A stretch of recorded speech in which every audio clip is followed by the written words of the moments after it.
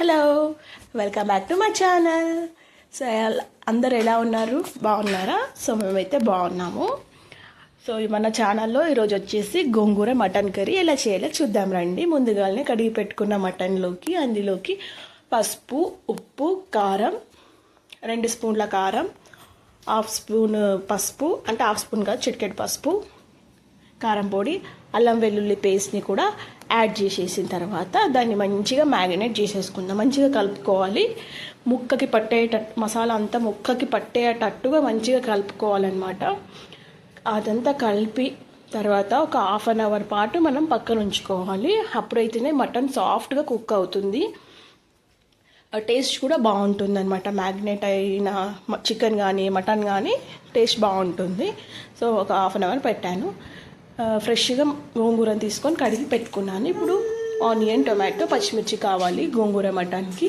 ముందుగానే ఒక కడాయి పెట్టుకొని అందులోకి ఆయిల్ వేసుకోవాలి. కడిగి పెట్టుకున్న గోంగూరను కూడా అందులోకి యాడ్ చేసేసి ఆ నీరంతా ఎగిరిపోయిన తర్వాత ఇప్పుడు అందులోకి కొంచెం ఆయిల్ వేసుకోవాలన్నమాట.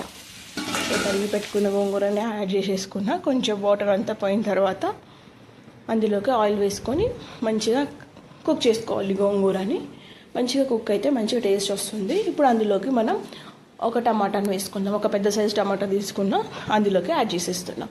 ఇప్పుడు ఈ గోంగూర మిశ్రమాన్ని ఉడికిన తర్వాత దాన్ని మిక్సీ పట్టేసి పక్కన పెట్టుకోవాలి. సో టొమాటోస్ అయితే కొంచెం కుక్ అయిపోయాయి. ఇప్పుడు దాన్ని తీసి పక్కన పెట్టుకుందాం. చల్లారిన తర్వాత మిక్సీ పడదాం. ఇప్పుడు కుక్కర్ పెట్టుకొని అందులోకి ఆయిల్ వేసుకోవాలి. మీకు స్పైసెస్ కావాలి అంటే స్పైసెస్ కూడా యాడ్ చేసుకోండి. పిల్లలు తింటప్పుడు అడ్డంగా వస్తాయి కాబట్టి స్పైసెస్ అయితే నేను యాడ్ చేయట్లేదు. అంటే స్పైసెస్ చెక్క, లవంగ, ఇలాచీ ఇలాంటివి ఉంటాయి కదా, ఆ స్పైసెస్ యాడ్ చేసుకోండి. ఇప్పుడు అందులోకి ఆనియన్స్ వేస్తున్నాను. ఆయిల్ వేడిన తర్వాత అలానే పచ్చిమిర్చిని కూడా యాడ్ చేసేసుకుందాం. ఈ పచ్చిమిర్చి, ఆనియన్ కొంచెం కుక్ అయిన తర్వాత మనం అందులోకి మటన్ మ్యారినేట్ చేసి పెట్టుకున్న మటన్ని కూడా యాడ్ చేసేసుకుందాం. చూడండి, ఆనియన్ అయితే ఉడికింది. మటన్ని కూడా యాడ్ చేసేస్తున్నాను. ఈ మటన్ని ఆయిల్లో మంచిగా ఉడికించాలి. గ్రేవీ అనేది మంచిగా వస్తుంది అనమాట. సో ఒక 5 to 10 minutes దాకా మంచిగా ఉడికించాలి. మూత పెట్టేసి ఉడికించితే మనకి మటన్ లోపల అంతా సాఫ్ట్గా అవుతుంది. ఒక 2-3 విజిల్స్కి మనకి మటన్ అనేది కుక్ అయిపోతుంది. సో చూడండి, నేనైతే మూత పెట్టి తీసి ఒక 5-10 minutes దాకా ఉడికించాను. ఇప్పుడు ముందుగానే పేస్ట్ చేసి పెట్టుకున్న గోంగూర, టొమాటో అది పేస్ట్ చేసాం కదా, దాన్ని కూడా మటన్లోకి యాడ్ చేసి దాన్ని కూడా కుక్ చేసుకోవాలి ఆయిల్తో పాటు. మటన్లోకి వేసి ఇప్పుడు మళ్ళీ దాన్ని కూడా ఒక మూత పెట్టేసి ఒక 10 నిమిషాలు లో ఫ్లేమ్లో పెట్టి ఉడికించుకోవాలి.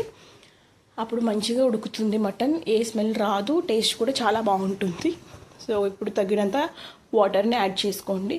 అంటే మీకు గ్రేవీగా కావాలంటే కొంచెం ఎక్కువ వాటర్ చేసుకోండి. లేదు మనకు కొంచెం గట్టిగా కావాలంటే ఒక గ్లాస్, 1.5 గ్లాస్ అంతా వాటర్ వేసుకోండి.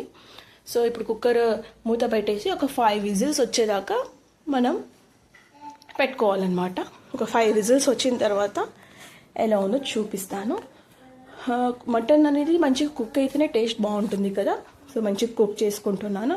కొందరు ప్రెషర్ కుక్కర్ అవసరం లేదనుకుంటే ఉత్త ప్యాన్లోనే చేసుకోండి. సో మటన్ అనేది మంచిగా ఉడికిపోయింది. ఇప్పుడు అందులోకి అది మళ్ళీ పొయ్యి మీద పెట్టేసిన తర్వాత అందులోకి గరం మసాలా అండ్ మటన్ మసాలాని కూడా యాడ్ చేశాను.